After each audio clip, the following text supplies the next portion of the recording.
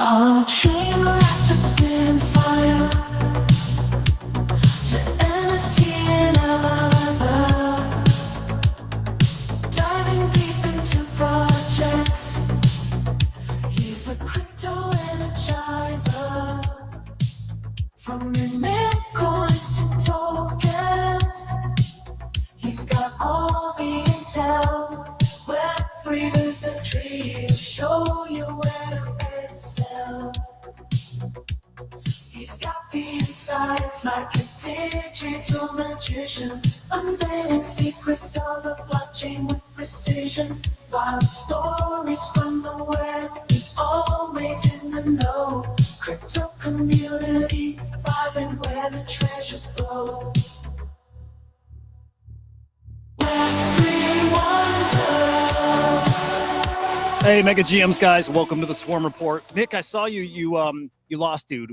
I play a little you groove, you lose during the intro. I saw you grooving a little bit. You lost. Welcome to the show, guys. I got you guys. Oh, hang on. I have you unmuted. Boom. There we go. Boom. Hang on, Nick. Sorry. Amateur hour here, I guess. Nick, can you unmute yourself? I'm trying. It's just flipping back to muted. All right. Later. All right, bye. Hey, guys, welcome. We're here live with the WAV team. This is gonna be fun. This is gonna be a lot of fun. I can tell already. Man, these boys are launching an agentic music discovery platform and their WAV token on virtuals today, coming up in, I think, is it 4 hours? Greg, Yeah. Sound about right? Yes, sir. Should be a spicy one. I think we're getting the predictions here too. It'll be fun, but I mean, look, Virtuals Genesis is coming to an end, and that doesn't mean Virtuals is coming to an end, just the Genesis launch pad. Something new's coming, and look, this is the, I think, final hot launch, and you got all the game theory going on and people figuring out what points to use, all of them, right? Do you save them? Right. I think it's all in. I think it's all in. Bring the points. Bring the points. Dude, all of them. And you guys, by the way, full throttle, like pedal to the metal. I saw you guys on a stream with Nick a couple days ago. I think in his Discord, maybe on X2, but like you're putting in the work ahead of your launch on the Big Will and Goon show this morning, bright and early. Saw you guys there. I mentioned just before. I tune in and then I close it because I don't want to hear all the. I don't want to hear. I want to do it live with you guys. I want to get to learn it, kind of live on the spot with all you guys, tuning in too. But you're putting in the work. How you feeling leading up to your launch here? I wish I had like a tiny spoon. Very good, Hudah. But before we get anywhere, what was that intro? It's pretty cool. That was pretty cool.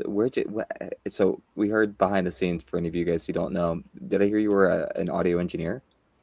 Yeah, well, so never professionally, but went to school for it before I realized, it'd probably be smarter and spend it instead of spending all that money on those schools. I don't know if you know Full Sail University in Florida, like, in that world. Did you do that? Yeah. But like, Full Sail. Did that, and I regret it too.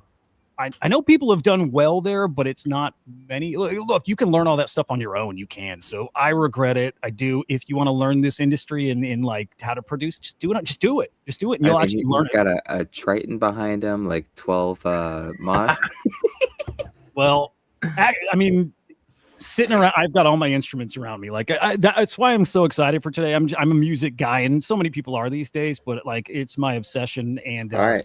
So I'm expecting you to come correct with it. You got to really represent your community here and ask the questions that they may not be wise enough to ask themselves. So you could really vet this out, because I think we've spoken to a lot of crypto native projects, a lot of people who intimately understand the virtuals ecosystem. But one side of this equation that we haven't spoken to is, I guess, the artist side. Everybody's a fan of music, obviously, different types, different genres, but it's very rare that we get to encounter other musicians in this space, or other artists in the space. I mean, dude, the best products are the products made by the people who would use them or have lived it, and they see what's broken and now they know what the fix is. Again, because who would know it better than the people who are, experiencing the pain point, and know what they would use. So it's, instantly what gets me excited for this. And I was telling Greg before, I was on both of your X accounts and listening to your music, and you're really fucking good. Like, it's crazy how good you are. It's like, yeah, it's just wild. And like, dude, It's just weird. Technology's gotten everybody to the point. It's kind of like I was saying with music production. Like you can learn all this stuff on your own, and like people today are just virtuosos. Like the way you guys play, nobody played like that when I was younger. Nobody did, right? It's just different. And there's so many great musicians, but man, you guys are freaking phenomenal. So that's a separate point. You guys should go on their. Actually, I'll put it on the screen. You should go check out both of their music because they're bonkers. Different styles too, but they're bonkers. Like ridiculously talented. Maybe that's a great way to segue. Chat. I'm gone. Wait, say it again. Say that again. Hang on. What do you say? I said I've left. I've left the chat. I'm gone. Damn, dude. But here, I'm gonna drop it in the chat. Go listen to their shit. It's just ridiculous. You're so funny. No. Go pump our bags. Don't buy the fake token. Hey, by the way, we just found out this morning there's a token out there that's not ours. Please do not buy anything unless the contract address has come from the official Virtuals website or has come from our official accounts or is located in our official links. Don't get sucked in. But yeah, man, no, that intro, I was wondering, because you had made mention you were a music guy. Was that Suno or is that like a Fiverr dealio? No, you got a good ear for that. That was exactly Suno. Yeah. Okay, cool. Yeah. Yeah, you I can am. kind of hear the AI stuff or the AI created stuff. You get a feel for it, right? I love the idea. Like there was a Spotify ad script that was just dropped into Suno. It was like, and it kind of had like this Sailor Moon-esque sort of vibe to it. You just gave me that. You just said. That's what you just said. I was thinking for a while about doing a song for every episode too. Like take your description of your project, dump it into ChatGPT, say write me lyrics to a song, dump that into Suno, and I actually did a daily recap on the news of the day. So I had 30 different links and stories, and I would do exactly that. So I have probably 5 or 10 of those where I'd have a 1.5, 2-minute long song that's just recapping the news. And then every day I would do a different style. I did one that's a kind of Jewish, kind of anthemy song. It was really weird. It's that Greg, can you say that? Can you say that, Greg? What? Is he canceled? I'm Jewish. I can say that. You can say it. Yeah. What? Hang on. I'm sorry. I'm just trolling at this point. No, it's good. All right, fuck it. To answer your question, how has it been going? This is kind of how it's been going. We are delirious. We can't breathe too well. I was like, it's like build, sleep, build, burritos, sleep. That's kind of. I don't think we've gotten to burritos yet, man. Oh, you should have seen my burrito yesterday. It was fantastic. Everything I needed. Well, and as crazy as it is now, builders know that the real building really starts once you launch. It's not throttle back, it's not break time. Then it's the pace you've been going at. Yeah, no, it's how it works, Nick. I mean, when you guys get going and launch, it's really go time. So, we broke Greg. Greg, what are you doing? Greg, what are you doing? Yeah. Oh, gotta get it. Whoa. Get him on the beat. Was that right? I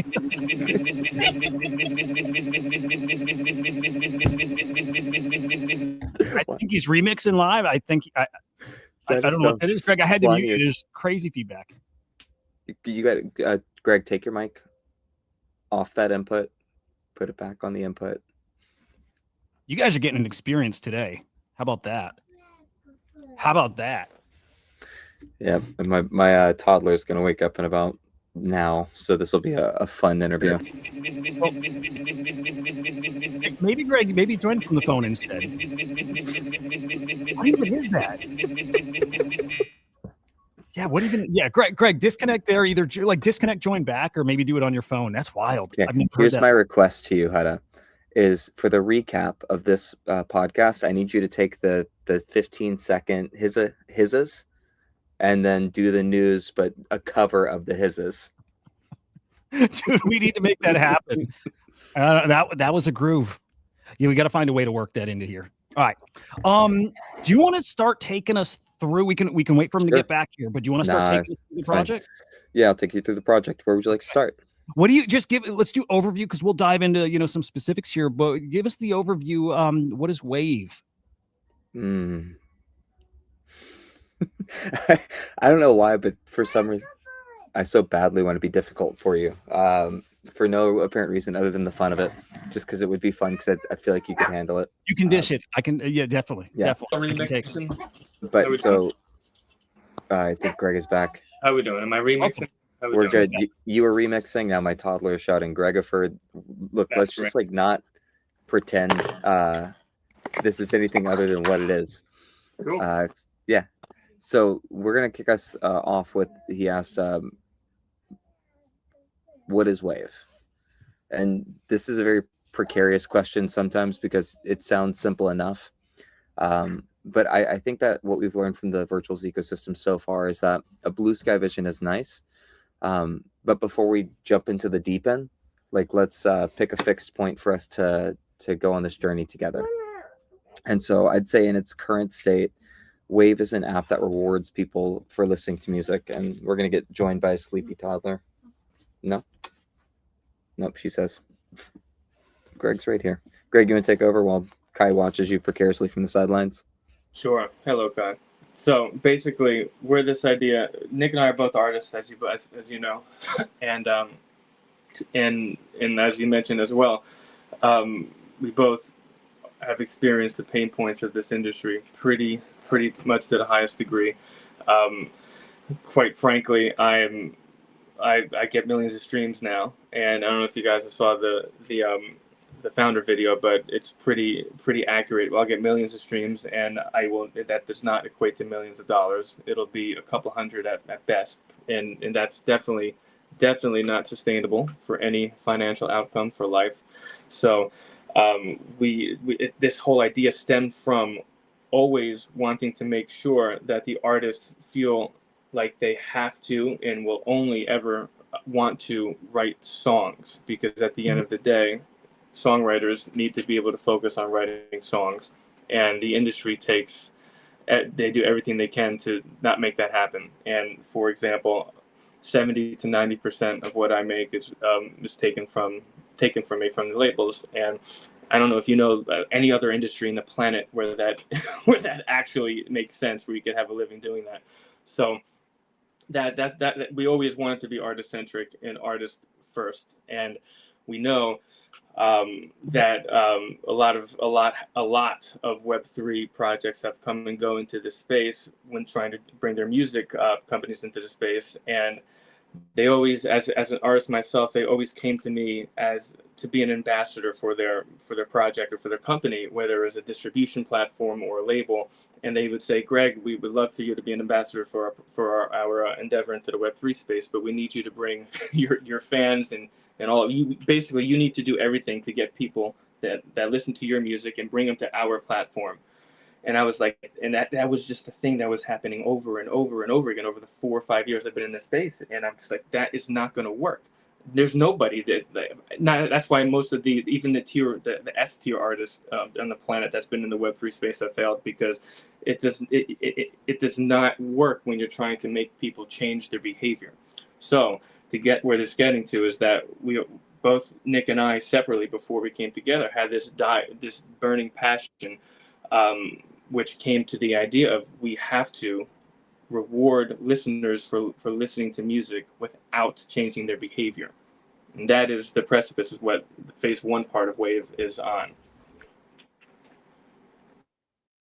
And ultimately, and maybe we got to structure this with the listener and then separately the artist. Because right, you were talking about the reward for the artist isn't there in the traditional kind of music industry. It's not. They take such a huge cut. You don't get it.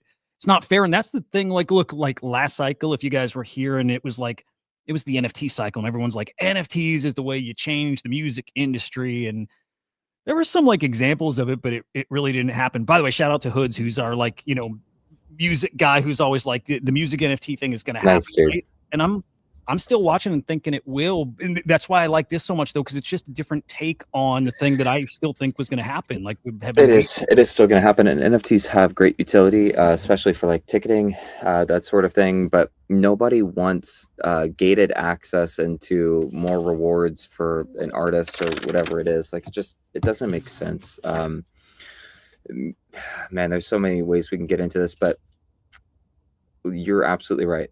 Earlier, you had made mention of the point system in virtuals and this word game theory. It's a word that I've been using a lot when building out this project from the very beginning. So obviously, we're going to start you off where Greg and I started, which isn't as important to the listener right now, the end user. Although it does seem like we have 4 artists so far in this chat, which is the most I think I've seen in the past 4 podcasts. But that fixed point is, Greg and I started off as artists with pain points for artists. I actually had a project that I just sold to a co-founder, and then that allowed me to go full-time into music for a month. Me and the wife and the baby, we do van life. So obviously my toddler just woke up there. My wife was trying to sleep over there, and now we're right here. But the thing is I had my own unique pain points trying to do live music and support a family. I loved it, but I was singing 20 hours a week, 40 hours a week, playing like unsustainable physically on the body and the voice to make enough money to support a family. And I was doing this for about 3 months, and there's data, there's all these different things. Greg, on the other side of the spectrum, is if I didn't know Greg, I would say as an artist, that's where I'd want to get to, right? I'm on the outside looking in going, well, you know what? I just need to get a couple million streams and then I'll be rolling. Like I'll be flush with it. And then it's crazy for people to hear on the other side of that journey. You end up in a position where 60 to 90% of an income that's already being fractionalized and rewarded to you is being taken from you. And you're left with like discouraging. Yeah, it's definitely discouraging, I would imagine. Well, especially at our age. I think Greg and I are about the same age. I'm not going to reveal that. 30.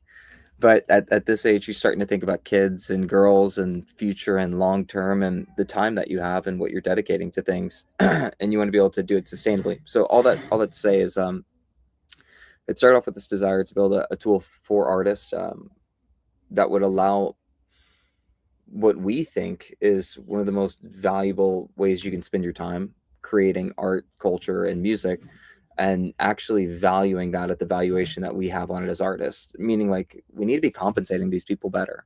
And sorry, we're in more of like a philosophical land of like music and the problem statement before we've made it to the solution. But just to like lay the foundation of where we truly are in the music industry so people can understand the setup here. You would think that music is a tale as old as time, and it's really not. It's only about 125 years old. The recorded music industry started with the invention of the gramophone. And you'll see this time and time again where inventions restructure the balance of power and wealth conditions. So when the first record came out, legitimate like needle, scratch, bighorn, at that time, you have to imagine the years like around 1900. It's the 20th century. The only way you could see live music was by going to an opera, was by hanging around outside of a speakeasy, listening to a trumpet, and they thought it was going to be the death of everything. One really cool thing that came out of this, Hudah, I don't know if you know this, is people actually started to standardize like clocks syncing up on the cloud. Because people were able to hear like a singer from Italy versus like a trumpet player from New Orleans versus a violin player from Europe. People started to coagulate and come to consensus on like what a good horn sound was, what a good violin sound was, what a good anyway. So that's one of the benefits that came out of music, and it gets kind of flat for a bit. But the other thing that happened here that's important to our story is that they borrowed the business model from book publishing, from the press.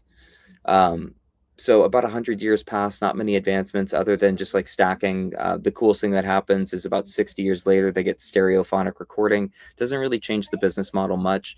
But then in the late 90s, early 2000s, we run through a couple of different mediums and formats. So we moved from a vinyl to an 8-track to a CD. And then once the internet hits, it really starts shaking things up, because just like today, we're going to launch a token. Well, somebody's going to get to it first and put it out there, which is fine. But torrenting and Livewire and Frostware made it to where anybody could like share these songs peer to peer permissionlessly. And this is the first time that the industry goes, oh shit, like we're actually in real trouble here. Like we don't control nothing. And so to Greg's credit, back in the day, this is the illusion I use, and it's not accurate, as Greg will point out, but you have to imagine when you're selling CDs or physical products or t-shirts or merchandise, people tell you that's the most valuable thing on tour. But when you're selling CDs, for somebody to have listened to your song 1 million times back in the day, it doesn't necessarily equate to 1 million sales, But you would have to imagine that Greg would have had to have at least amassed 250,000 to 500,000 to 1 million singles sold. And that single or that album would have been in the price range of like $2 to $10. So you can do the math on what like his compensation should look like, you know? Meaning like if we should just do simple math, say there's 1 million people who listen to the record. Well, to get the record, you had to buy the record. So $10 times 1 million, that's $10 million. And Greg's seeing, you want to give them an actual number here on 1 million streams, Greg? $300. Okay, what are we doing? What are we doing here? I thought you liked these people. I thought that you wanted to go see Drake live in concert, or like. Just to, like, funny, I just got an email in the middle of this as we speak from a current royalty statement for 2 groupings of my I swear to God, 2 groupings of my songs that have amassed 500,000 streams, and it's $84. I'm looking at it right now. So, and then Hudah, we're gonna go the royal.io route for a second. I love Blau, and I love him in the space. But how is any degenerate gambler going to have any financial upside on artist royalties? So one core problem tenet is that you'll see people entering into the space, holding on to the keys of power and trying to, their boat has holes in it and they got flex tape. They just keep flex taping the holes of the boat so it'll stay afloat. And what Web3 cannot be is another flex tape situation, because this gives us the opportunity to not only shift the balance of power to the people, to the independent artists. I see Web3 and this technology as a moment by which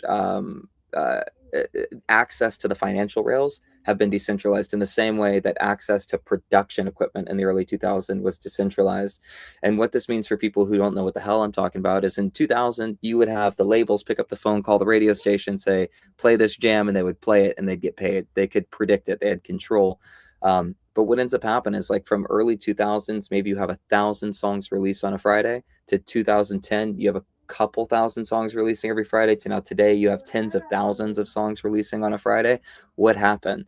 We don't need the labels anymore. We go directly to our customers. And if we can go directly to our customers, then we can bypass a lot of things. But to me, this really sounds like we need some sort of direct to customer fan level financing for songs, and it needs to be incentivized, and there needs to be lots of reasons around it. So the Blue Sky Vision is essentially what Coop is doing.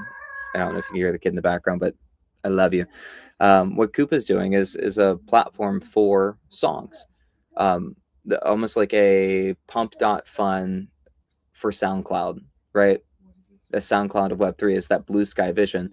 But here's the issue, Hudah, and I know you want to hop in here. I see it on your face. No, I wanted you to say it again. It's Coop. I'm trying to pull it up because I'm not familiar with it. Oh, there's 2 people you should follow in the space if you love music. Ben Music.eth. He keeps track of everything. And Coop Records, COOP Records. And he's built out, he's pivoted like so many different times in this space.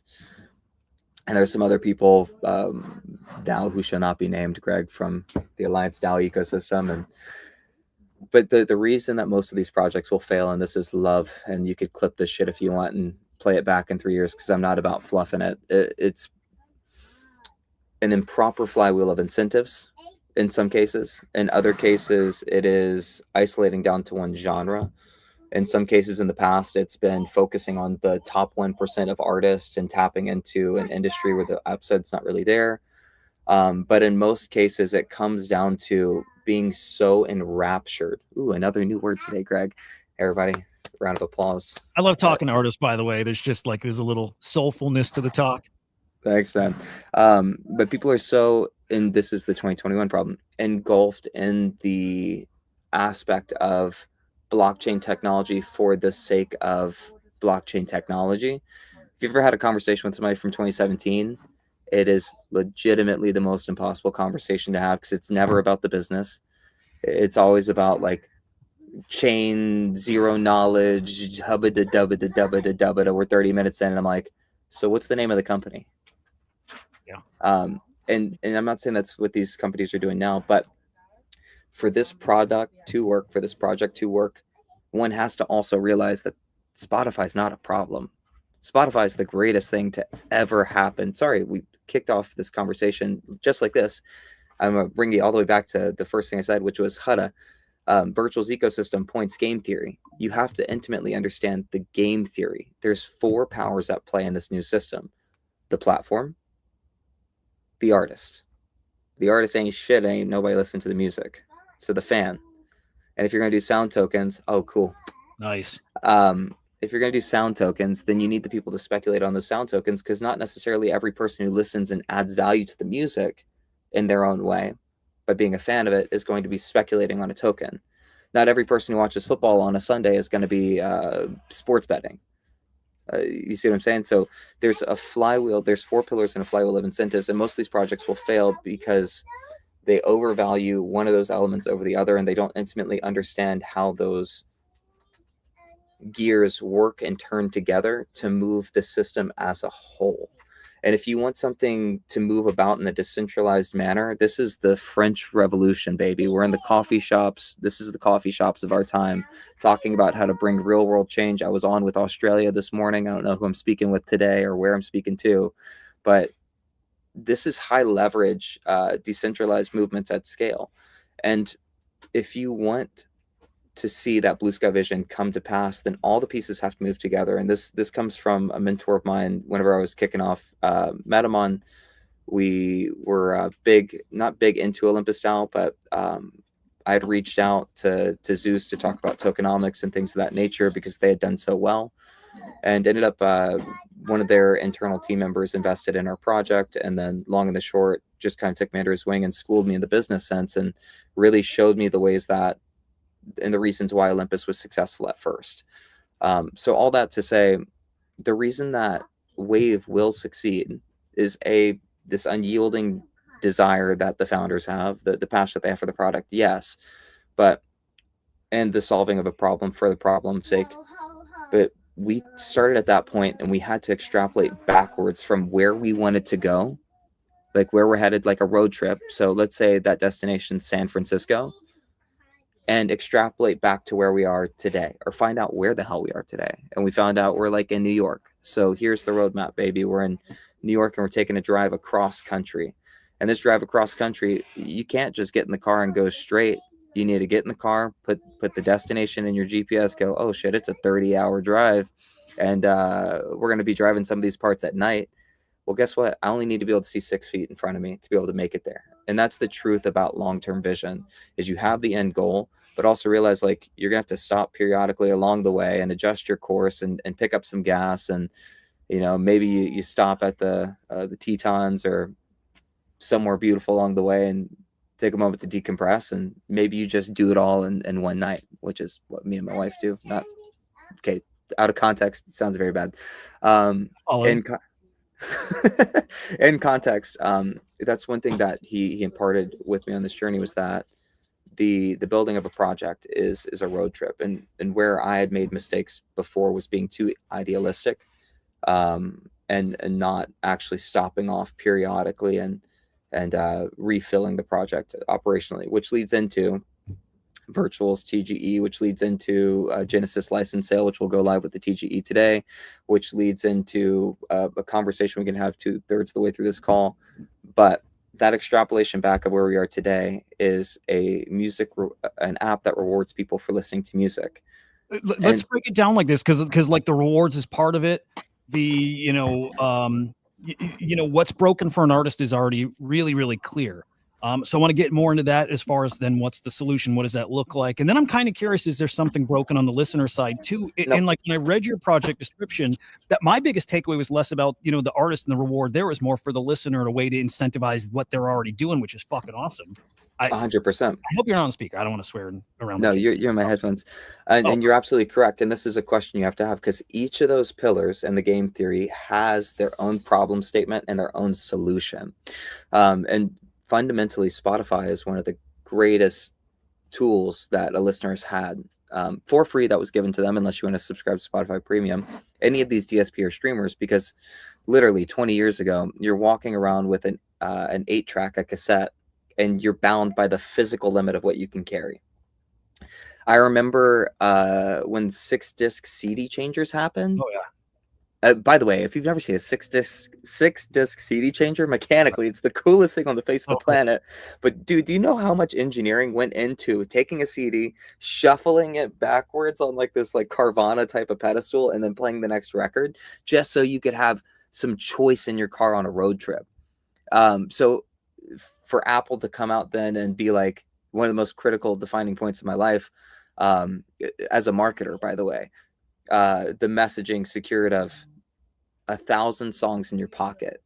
And so at the time, like the most people could carry was their physical capacity. 6 CDs is the most they've ever seen at one time. And now you're telling me I could carry 1,000 songs in my pocket, blew people's minds. And this is literally what, 2006, 2004, like 20 years ago. And now today we have the entire catalog of recorded music history in our pockets, and we just like turn our nose up at it like it's nothing.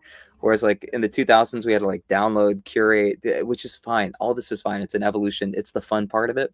But what I'm saying is fundamentally, times have never been better for the listener.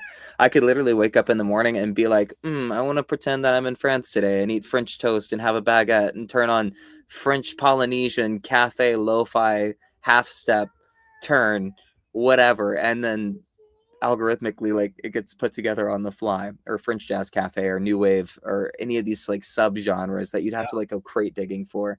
So no, dude, but to your point, I'm 44. I've been a music enjoyer like my whole life. It has never been better as a listener. Like the quality of the music's better, the access to it's better, everything about it is better, and there's no debate about it. So then this gets us to something that Virtual says a lot, right? For the Virtual's platform to work, you got to bring the builders. You got to have great teams launching. You got to have that here in order for the listeners or the platform users to stick around and stay here. And then that I start thinking of that in context of your platform. If Correct. the real fix here, the real broken thing is on the artist side, what's your fix to bring the artist there that then does benefit the listeners who are just doing what they're already doing, right? And we'll get into that side of it too. But what's the artist fix? Yeah. So let's wrap up on the listener side. So the artist fix is they want to be heard. The artist fix is they want to be compensated fairly for their creation. The artist fix is they want to feel like they have a fair shot, because they still don't have that direct stream of feeling like they have a fair shot, or feeling like maybe they still need to go through some label or so on and so forth. So how do you qualm that? Well, you definitely need users. And let's define that even further, because a user is an artist, a user is a listener, a user is a speculator. There are 3 different profiles. So you definitely need people who are going to listen to the music. So you're still going to need the listeners. So to caveat that, where do you get the listeners from? If like Spotify is, so here's where Greg's favorite part is, and his face lit up the first time it was our meet cute, I would say, for the project, is when you look at a project like Grass.io, and if you want to spin up Grass.io on the thing for us, I think this is a great reference for anybody who hasn't seen this. This is a project on Solana that changed the way I thought about blockchain technology. And let me just reword this for you. All right, hang on, don't open the dashboard. Go back. Get rewarded for the music you listen to. Wave turns music into rewards automatically. Just 3 clicks, download Wave. This is where we had in the next 3 to 6 months, whereby your grandmother can come to a website. You can open the dashboard if you want, or if you have a dashboard. Your grandmother can come to a site, connect her Spotify just like that. And now in the background, she is listening to her music just as she always has, because it's never been easier, and that habit's formed and it's not going to change. And on our side, we're actually accruing data. Like every song that grandma listens to is contributing to something we're calling a taste graph. Every song that grandma is listening to, she's being compensated for that transaction by earning rewards. And that's like the behind the subnet, the sublayer, behind the scenes, behind the curtain version of saying we're building an app that rewards people for listening to music. Grass.io, what they did so well is this referral program, Share with Friends, whereby they amassed 3 million users over a year and a half. So I say to you, the programs that the projects that currently exist, the Coops, the Blaus, the Royals, which had to pivot, the Opuluses, the so on and so forth, this is where they failed. You simultaneously build the data infrastructure layer and the user base at the same time, and then you get even more intentional in that subset and say, we can do our MVP on Telegram, because when you go to a crypto conference, you're meeting people and the first thing you do is pull out your phone, take a selfie, and now we're friends on Telegram. That's the one thing I noticed. So you have to be hyper intentional with your choices. It's just like a mix, man. Like you have all the ideas, you throw out the wall, but then you edit it down until it's perfect. And with this project, this phase one is just practicality. You need the users, so have some hook that's too outrageous and contagious to refuse. And the coolest thing here is that I've been in the space for nearly 5-6 years, which is crazy to say now at this point. And every conversation for the past 5 or 6 years has led me to a point of deciding that I will never talk to family or friends or anything about blockchain again. And we get back into Canada last month, and I guess I could say her name, but I won't. My wife goes on a walk with a friend. They take the kids out, because that's what you do when you're 30. My little 20-year-old friends, you go to the park. It's the new club. But what I will say is that I hadn't seen this person in a year. She's a hairdresser. She's cut my hair, and I've talked her ear off about NFTs and soulbound tokens and all the things. And just, you could watch people's eyes gloss over so fast. And she's like, hasn't seen me in a year. She goes, what are you working on, Nick?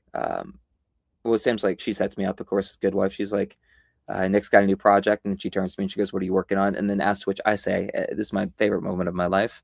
I'm setting this up super hard. Guys, I go, I'm building an app that rewards people for listening to music. 1, 2, 3. And somebody who's never been in the space, their eyes just light up and you just see it click. And they're like, I've never heard about this before. This is awesome. Tell me more. And the second part of this is when we released the MVP on Telegram. The coolest thing was people like Don Johnson and the virtuals community calling us up, and literally like a Sunday night while he's at a barbecue, the dude picks up the phone. That's how important it was to have a conversation and to try and convince me on the agentic nation state that is virtuals, and to get Greg and I's wheels turning about what this could mean, not only for virtuals, but for us if we had an agent token and so on and so forth. And that's where I'll let Greg talk about like this blue sky vision a little bit more. But virtuals I'm not came going to about. talk. I'm going to let this breathe for a second to see if there are any questions. Okay. Yeah, perfect. and I want to make sure, and we go as long as we need, by the way, but I want to make sure we still get to, like, when your friend, you just mentioned the building app rewards you for listening to music, right? And then where does it, I need to hear that pitch of how it rewards and what it looks like for the user still. I want people to get to hear that still while we're talking through this, because it's exciting. I want to hear what the loop looks like, feels like, what the rewards are like, and then we'll get to token stuff too. But it's fascinating. It's that when you want, because you're still in the middle of a thought here. No, sorry. I don't want to filibuster this at all. Very sleep deprived from building the past couple of days. So thank you guys for your patience. I see them everywhere. They're everywhere right now. And it's what people would hope from a team. There's some teams who come in last minute and boom, project's there. And that, not you guys. You're here doing it the right way, the way the community likes to see. Thanks, so good on you guys for that. I think to articulate the point that I was trying to make about the music rewards for streaming is that it's not Web3 native. It's not even crypto curious native. It is anyone who's ever listened to music ever being able to take something they've always done and now monetize it, which is interesting. But the thing that you have to understand, because I'm talking to the DJs in this space, if you're here right now, you're in Web3, you're a Web3 native, you're not in that category of music listener. So I can treat you like a big boy and tell you what we're actually doing behind the scenes, which is that we're paying you for the data of what you listen to.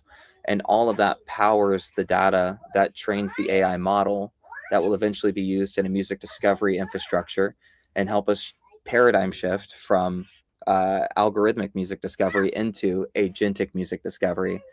And I could finish that thought, put a capstone on it, and say, this is where in that blue sky platform, let's say it's meritocratic, meaning that it's a meritocracy, it's merit-based. Everybody can submit to it. It's open to the public, so it taps into that tens of thousands of songs releasing on a Friday. But let's be honest with each other and say that not every song needs to be heard. Well, how do you decide that? You have an app where the listeners, like in a Tinder style UX, would swipe left or right on a song based on some question, like, would you add this to your playlist? And from there, the top whatever would tokenize. So like the actual act of tokenization is decided in a decentralized manner based on like what people are reaching consensus on. And it'll be very clear. It won't, you're going to have runners. Like you're just going to have people that songs that stand head and shoulders above. That act of tokenization was as far as we had gotten. And then after that conversation with Don, we were like, oh, what if it were an agent? What if every song that released were not only a token, but what if it were agentic? What if it could run ads for itself?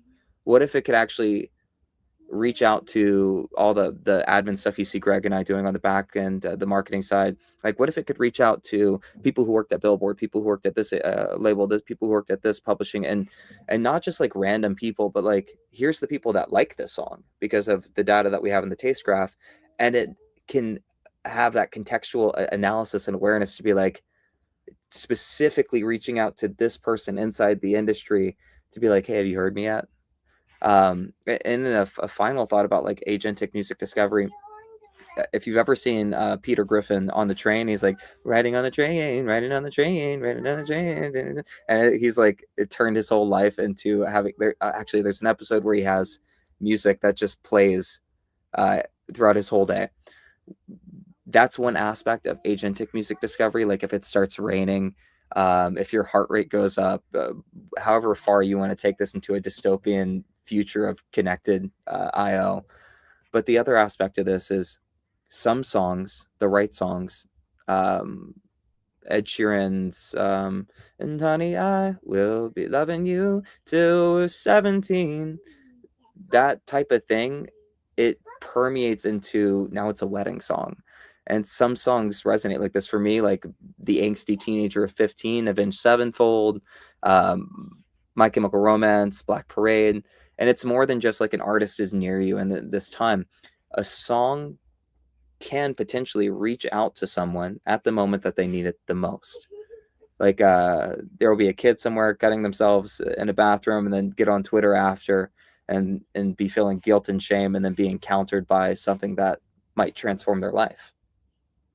And that's agentic music discovery. So, okay. So then the platform there's so many cool parts to this, by the way. So like as a user and what I already got from your project description, I'm going to connect Spotify. I'm going to connect my Apple Music. Everybody else, like Luna's going to do that. Gravity, Cat, we're all going to connect it. Your platform's going to start learning from our listening behaviors and our tastes. Okay. Again, tell me any point where I get some of this wrong. I'm sure I will. But based on those listens, it's going to start serving up each of us songs that other people are listening to, or, is swiping left or right the good swipe? I never use that stuff. I just missed that. I'm a different generation. Which one's the good swipe, right? I don't know. We'll figure it out. Which ear does the earring go in? Oh, that's a good point. That's a good point. All right, let's just say the I like it swipe. We'll call it that. The more people that swipe it that way, is that then going to start serving it up to other people who have similar taste in music, right? Genre-wise. Well, so we're conflating phase 1 and phase 2, which is totally fine. But in phase 2, it's a mobile app. It's a Web2 native mobile app. And it's just saying when you swipe right, it's a +1, right? And so the game for the Web2 normies, if you will, is just finding new music, almost like a SoundCloud in a way. But here's the kicker: the world that I dream of, that flywheel of incentives for Web3 mass adoption and Web2, because that's always been a narrative, you know what I'm saying? But imagine being just somebody who downloads an app from the App Store. You're finding new music. That's cool enough. But then you get a notification 3 days later to log in and you check your account balance and there's like $58 there. And you're like, how did this happen? Yeah, how does this song's got a token. So we have to make sure we align the incentives properly. And this hasn't been wholly thought through. But it's my belief that you would, in the same way, what is the percentage of airdrop that goes to the virtuals ecosystem? 2%? I think it's like 7. If we're talking the Genesis allocation. Genesis is 2%, and then 7% goes to virtual, 6% goes to the public sale. Sorry for being a token Nazi for a second. But with that being said, like 2% of a billion tokens going to users who are actually responsible for that song being tokenized. And yeah, Greg, just speak freely and send your thoughts unfiltered, please. Like all day. He texts me in the background here. Hop in, guide the conversation, be a part of the conversation. I love you, man. Yeah, I agree. Dude, just speak up, Greg. Oh yeah, throw elbows here. By the way, there's Yes. there's no rules. Throw elbows, get Yeah. in. But yeah, no, I'm curious about that. If there's like all of a sudden there's a song you like, you wake up the next day and there's money in your wallet, in your account. What does that mean? What does that look like? Where does the money come from? So Yeah, well, tokenizing songs cool, but yeah, walk me through some of that. yeah, so if you tokenize the song, if songs released like that, and we're talking about phase 2, we're not talking about phase 1. We're not talking about the 3 to 6 month vision. We're now launched into like a 12-month, 24-month vision, a prediction market for songs, right? The songs have speculative value and people trading on them, and they're also agentic. And then you've airdropped 2%, 1%, whatever it is, to people who are responsible for that song being tokenized. And so now a Web2 user who's never been a part of the platform, which by the way, this whole platform transacts in Wave, which is the post revenue model. We're currently in pre-revenue. But all that to say that that's where that user would log in and be like, oh, like, what's a token? Like, what's happening here? And then you start their foray into this world. And it's a casino of sorts, you know what I mean? Whereby then they start now using those funds to speculate on other tokens, then getting deeper and deeper into the ecosystem. And maybe that leads to them like earning yield and bonding with artists and so on and so forth. To create like a really, really sustainable economic model, a new economic model that's not wholly dependent or reliant upon royalties or streaming revenues. So Nick, though, that already makes sense to me. It does, because like I'm a CCM guy. Like I like the content. What is it? The creator content market, whatever it's called, whatever the fuck it is, guys. Whatever the CCM. Cass, we'll get to that too. We'll throw that question at him. But I already love the idea of tokenize everything. You buy the token, right? Because then you get to the question, why would somebody buy the token? You buy the token if you think the thing is going to get more attention. Doesn't matter if it's a stream or a show or a piece of art, or in this case, a song. People are going to speculate on these things if they think more people are going to find it and discover it and think they're also early at the point that they see it and can also bet on it via the token, and that more people are going to see it, buy the token. It's just, it makes sense that this is going to catch at some point. And so how do you get there? Like, that's the blue sky vision. How do you get there? Right, Greg? Is that the right question? Correct. Right.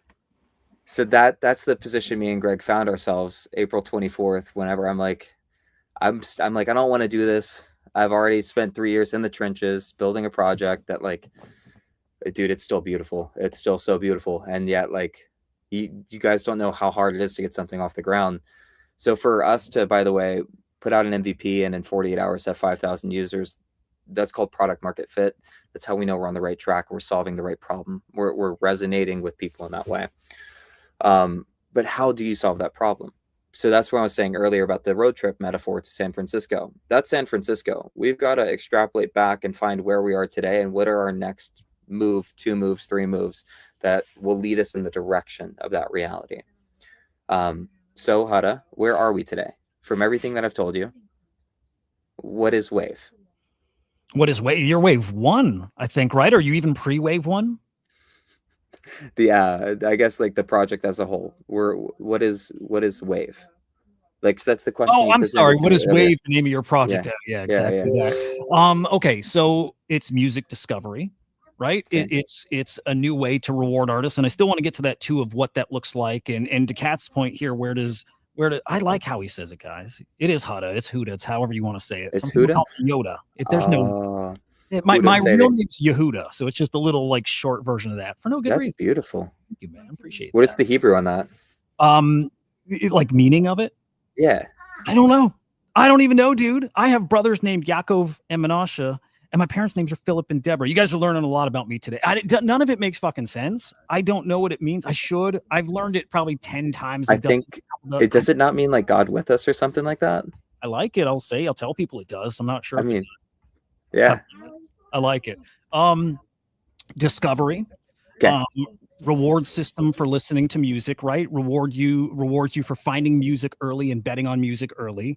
Again, love it. Like I said before, rewarding artists who get in here as well. I want to hear more about that. And then the other part too, okay, I'm just connecting dots, and some of this is from reading it too, but I love this idea of you're going to have all this data of what people are listening to and what they're swiping on that they like, right? These things that get tokenized, you then have the market cap data.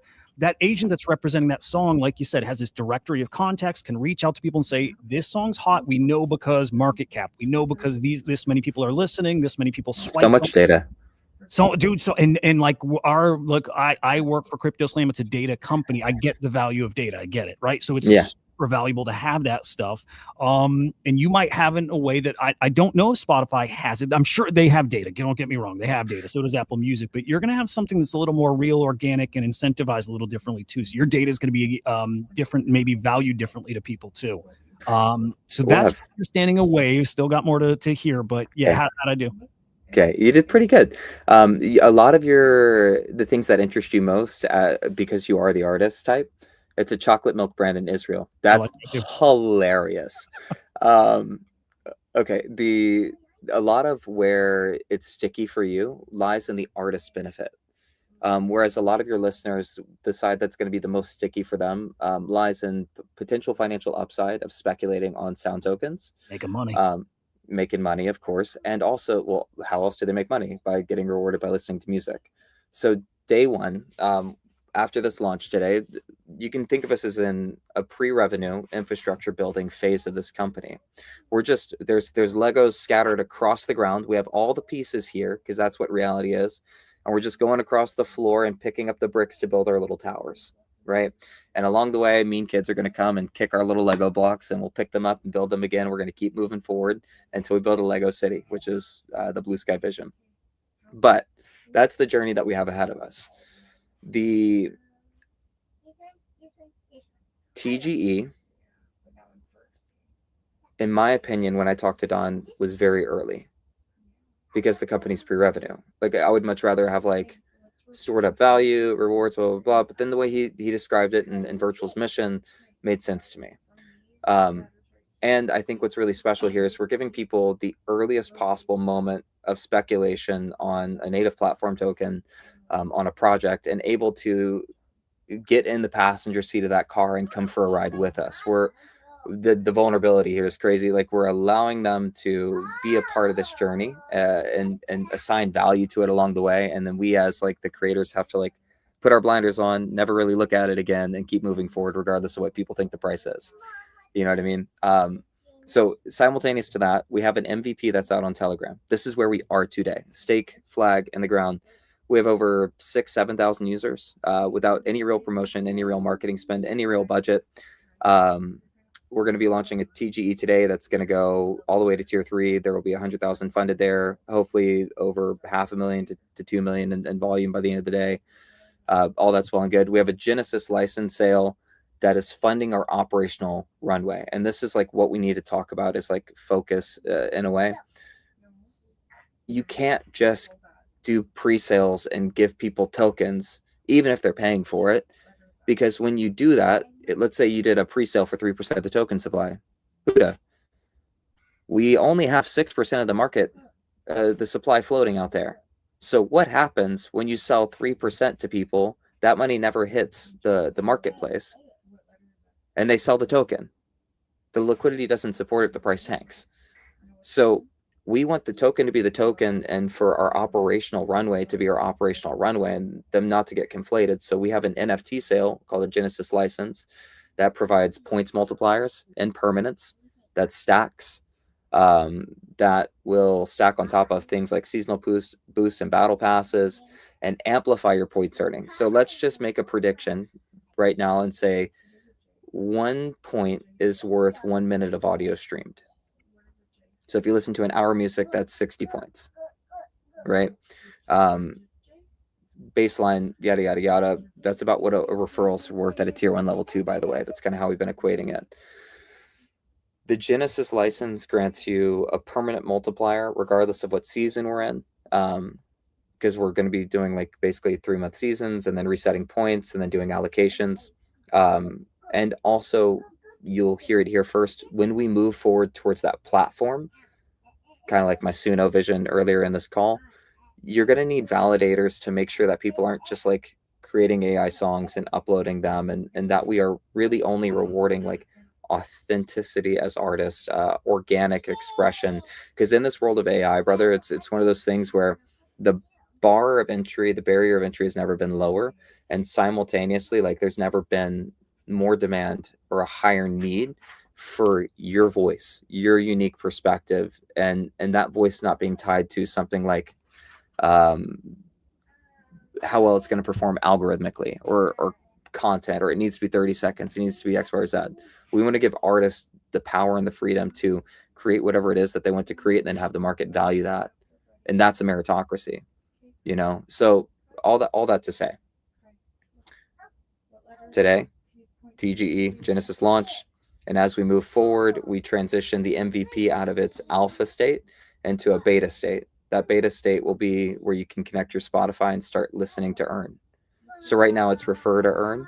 We transition into listen to earn. Spotify is very cautious. They give us 25 seats. And then we're in like a 6-week waiting period where we have to go through an approval process with them and make sure we're never saying things like stream to earn. Making sure we're never rewarding users for just looping a single song. I got to change the thumbnail. Yeah, it's fine. Maybe. Damn. Yeah. But it's fine. I mean, it's a powerful phrase. You know what I mean? But at the same time, like, we should be fine. And even if Spotify doesn't wholly go our way, then there's like 7 other places where people listen to music that are totally fine. But we want Spotify because it's the most data rich outside of like the song itself and the artist and the beats per minute, which everybody has. They have really great data around like mood and feelings of songs that can give an agent some context and contextual clues that are really powerful. All that to say, in the next 3 months, we hope to have X tens of thousands, if not 100,000 users of this application, rewards out, and we'd like to be funding those rewards from like our token emissions, not our token emissions, the trading fees from virtual, and be so wholly not dependent upon the actual, like, I know a lot of virtuals teams are using that trading fee as like their operational runway. That's cool, but you need buybacks and burns, and you need to be like getting the community pumped to like buy the token, long the short, or trade it. So all that to say, like, I know our airdrops, that's virtual's airdrop, but our community flywheel, I believe kicks off in April. That gives us time to get everything set up and have people have like this big pop of points. And inside of that, we're going to do weighted curves. So it's going to be based on how many points you have. If you have a Genesis license, it's going to weight your curve even more. And then I will say, like, I'm all over the place. I'm so sorry for that. But if you do pick up one of those Genesis licenses, it's sort of like a Bored Ape to a Mutant Ape. When we launch that platform, we're going to be spinning up 5,000 validator nodes, which will perform some sort of service or function to the platform. And the Genesis holders will each get, they're basically pre-reserved a validator node.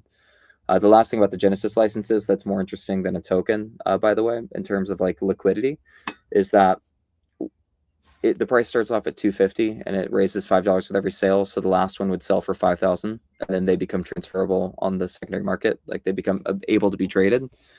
So it's like, the cool thing about NFT versus a token is like the secondary sales and that volume. Tokens are more fungible, which makes them more cool. People are going to get walled out on the price of the NFT, which is why we have the token. So if they still want to be a part of the ecosystem, they buy and hold Wave, and sort of like AI Aristotle, in the next 3 to 6 months, they'll be staking Wave to earn seasonal boosts and multipliers, as opposed to like yielding more tokens. Like, you just direct them into producing more points, which leads into the community flywheel, which is coming from buyback. Sustainable economics, no more than 1% month of token emissions.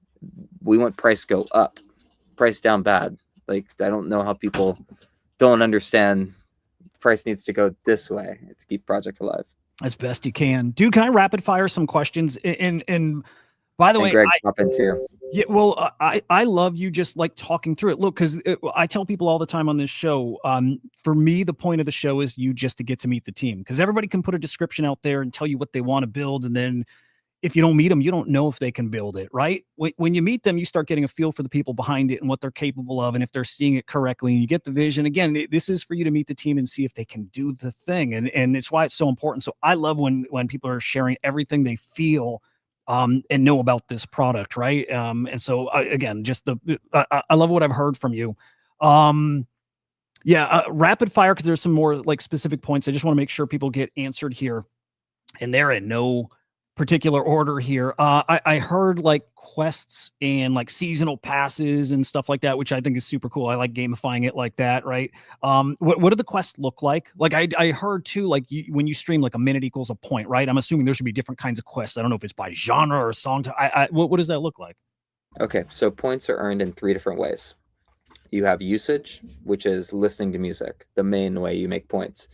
So every time you listen to music in the background, you're making points. You're a points factory, a points farm. That's the goal, right? What we are currently is not usage, but referrals. So every time you refer somebody, you get 60 points. When they refer somebody, you make 30 points off of that. When they refer somebody, you make 15. And this actually scales up quite quickly. Off referrals alone, some people have like 33,000 points. It's absolutely bonkers, and it adds up fast. Like you don't really think about like it's one of the first times I've ever really seen compounding in that way. It's really, really cool. To like just watch your tier 3 referrals come in and like scale up, and you're like, what is happening here? It's black magic.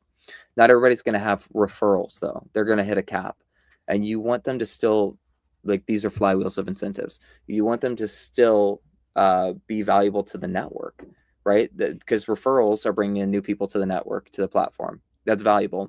What's also valuable is people talking about the project on Twitter, people collaborating, being a part of the community and fostering that sense of community. It's one of the hardest things to do in this space for any project.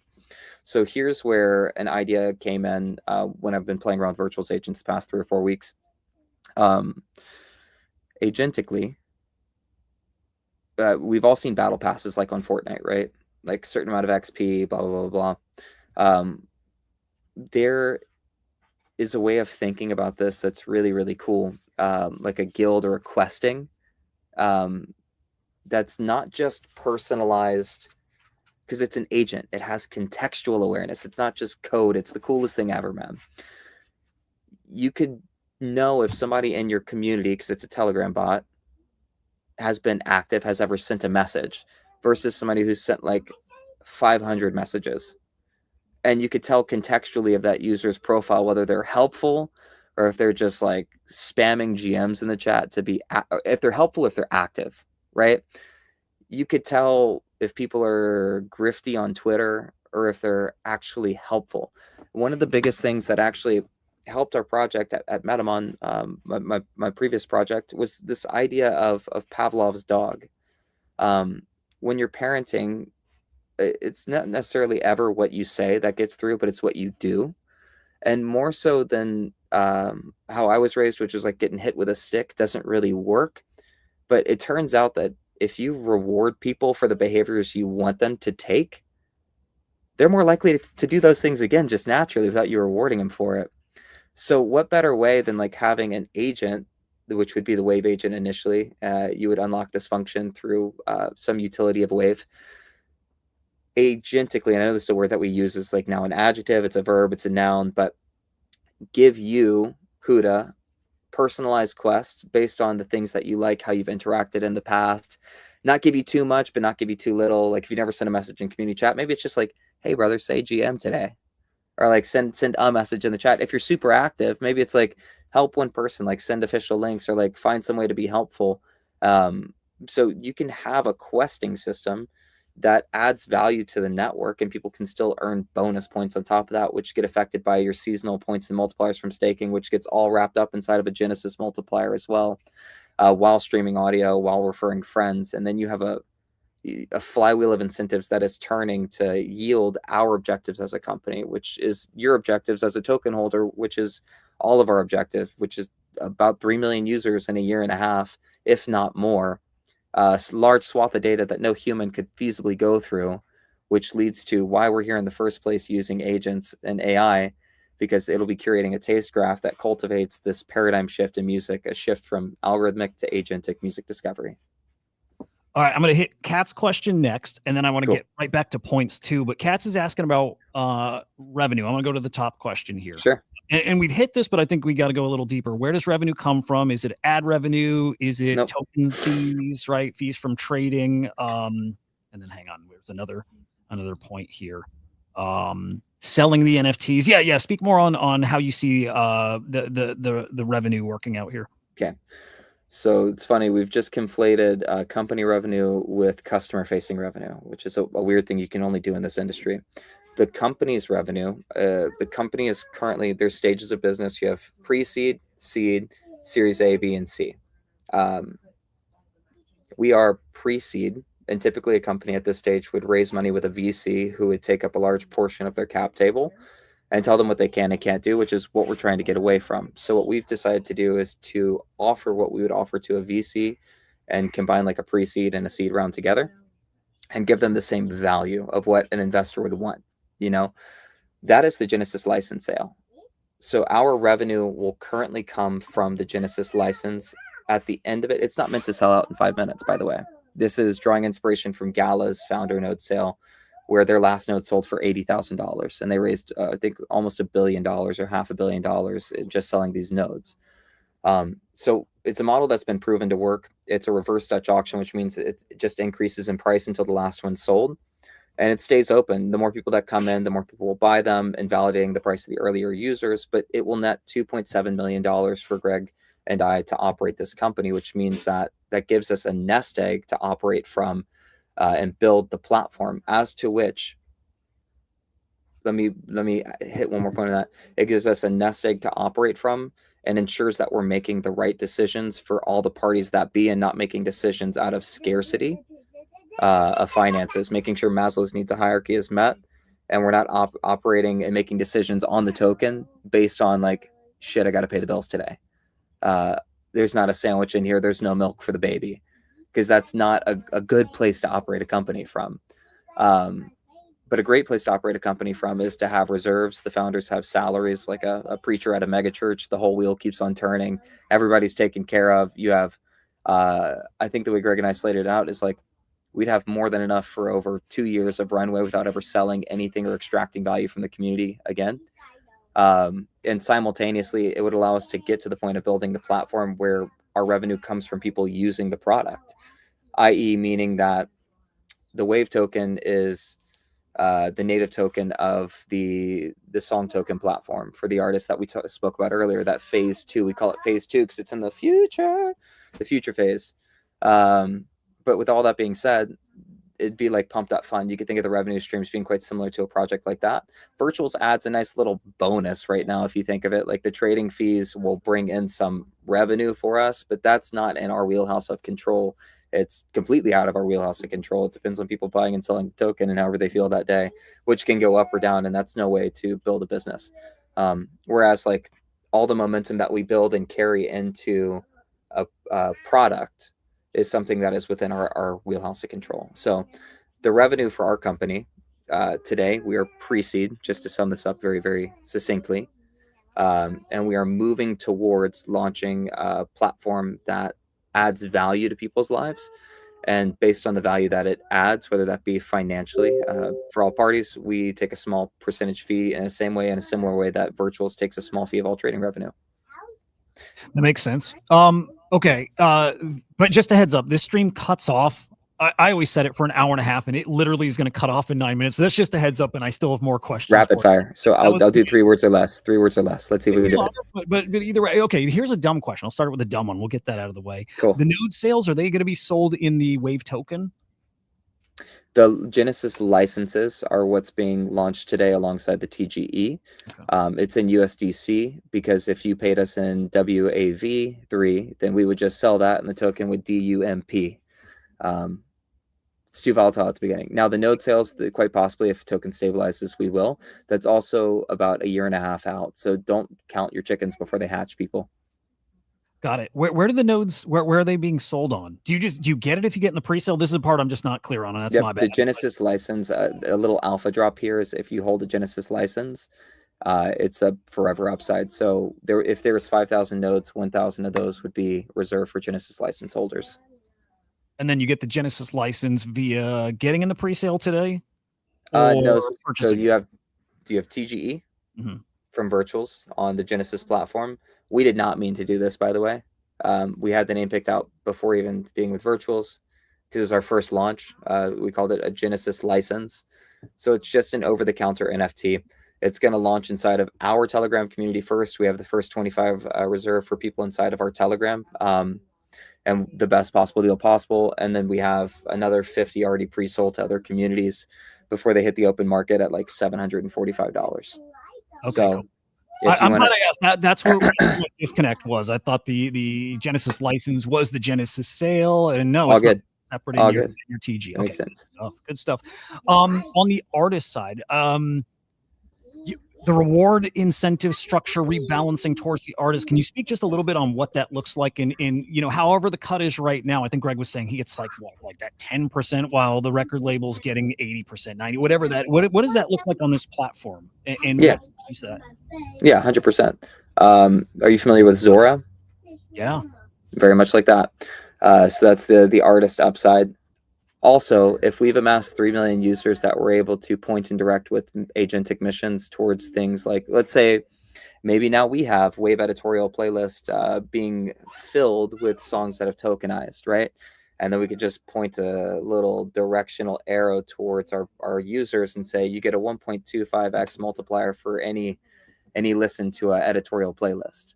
You see what I'm saying? So now you have artists that are double dipping the pot because they're earning their streaming and royalties. Like we're giving them it's like a launch pad for songs in a way. We're giving them the spotlight, the authority, blah blah blah, but they're earning from the traditional means of royalties, which we're not depending on for speculation, which we're not looking at for anything, and we're creating a new model based around market cap of songs that we'd call like the indie top 100. Dude, messaging wise, I hope you lean into that more, because for me, that's the part that clicks. Again, I'm all in on the CCM thing. I'm all in on the creator coins over on Zora. Like, to me, it makes sense. And it's just, I think, look, a few months ago, it didn't click for hardly anybody, right? Like, people were clowning on Zora, and slowly it's starting to click. The pump fund thing that happened, it's starting to click for more and more and more. You're seeing the creator fees people are earning. Apply that to artists and songs, right? It makes a lot of sense, and just more and more, it's going to click for people. So I get it. I see it. Like, again, I hope you double down on that in the messaging. That is the whole model, by the way. But we're not at phase 2 yet. So we're using a foot in the door technique essentially, which is we get people in based on like rewarding you for listening to your music. And then once they're in, we can continue to communicate with them. Like right now, because everybody's in Telegram, what you don't see is I could literally push a button right now and send a message to 7,000 people and activate them on a Genesis license sale or a TGE, and direct their intentions and efforts to whatever we have going on that day. So it's like you amass the user base first, and after that, it's you can do whatever you want, really. Yeah. You have a small army. Dude, yes, and it's so powerful. Like the power, the guy. I mean, it sounds like cornball-y because people shout this in the space so much, but the power of community, like you can't be understated. It matters a lot more than people want to maybe admit to, believe, whatever. It does. It's like water. It's flood water is deceiving, but it only takes 6 inches to move a car. It's good. I like that a lot, dude. What are points for? So you're going to earn points for listening and doing the quest and whatnot, but what do they actually do? 26 points equal rewards equal 30% flywheel community. So if we say, all right, this reward epoch is 1% of that supply, it's a weighted average. So we have a back end that allows us to see every user and compare like the points against each other, and it's an allocation. So it's an indicator of like how much of the allocation of that supply you would earn. Got it. So okay, so then wave token, airdrops, right? Correct. Yeah, dig that. Are there staking rewards? Do you have to stake in order to participate in the points reward system? Nope. The staking rewards will be more of like what Fancy does, where you're earning a boost, a seasonal boost or multiplier based on staking wave. Okay. All right. Yep. That makes sense. That's very, very cool. Give us, I'm thinking if this will be the last question. I'm just looking over a couple others. Is there wave token utility? Not in the pre-revenue stage, but once the platform is built, it's wholly native. And then what's really interesting too is like being able to seed the song coins with Wave as well and participate not only as like the casino, which I don't know if anybody knows how a casino works, but it's a numbers game for them. They count on you coming back and losing your money, which is why these trading platforms work so well and they're so profitable. But at the end of the day, like being able to be liquidity providers for the sound tokens as well would be a really wonderful place to be able to get to. Because if you're seeding these tokens, not only are you making the trading revenue, but imagine you're getting at the earliest possible stage with these projects like Virtuals is, and then the token goes through the roof, and now you have all this upside as well. Yep. So Yep. Okay. That makes sense. Then this will be the last question. Guys, throw anything in the chat if you got it still. Give me your roadmap again. You said it a few times, but what's the platform going to look like immediately at launch? And then where do you see it 2 months from now? And then also like a year or two from now? Yeah, so platform doesn't come for a very long time. In our like immediacy vision, phase one involves users and data acquisition. The next year and a half is dedicated to rewards and listening to music and fine-tuning those systems and data aggregation, building out fine-tuning and training models, and making sure that all the ducks are in a row. So that way when we, and between you, Holy, you and I, there's a world that exists where we could possibly be acquired by another company between now and then, because we've built out the infrastructure component.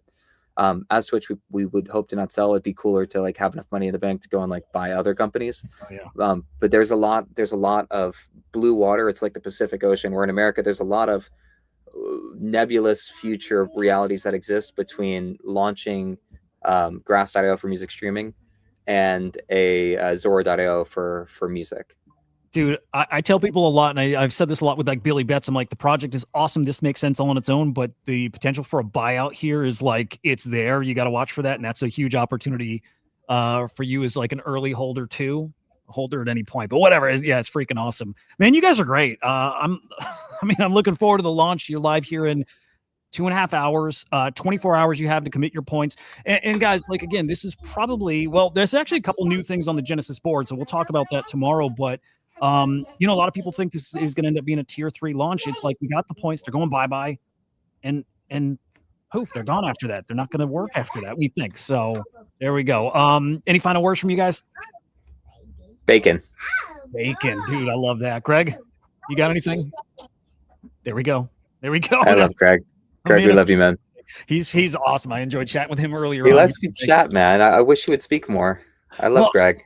You've had a hell of a day already. I mean, we're like, it's 9:30 here, but again, I saw you at 4 a.m. already on shows, and I see you guys with a hustle. Such is the life of a builder, but I get it. Guys, door always when you have updates. Come back on the show. If you want to pop in for 5 minutes and just give the latest update, come in for the 5 minutes and drop it on the community. Dude, again, always welcome here. And by the way, we are on YouTube still, at least, so there's a reason we're still going for a minute. But I'm going to drop the socials in the chat for you guys. Give them a follow on X. Join WAV.3. We're also going to drop both Nick and Greg's socials in the chat for you again, guys, too. And then sugar, come on. There we go. One more. Look at that beautiful man. Look at him right there. Growing Web3 brand since 2021, baby. That's my boy, Hercules. Please, guys, for real, like, look at the project on Virtual. Go on their X accounts, though, and just please tune into their music. Just check them out. Just know that they've been there. They get it. They're artists. They really understand how this industry works. Look, that's all Greg, man. That's like...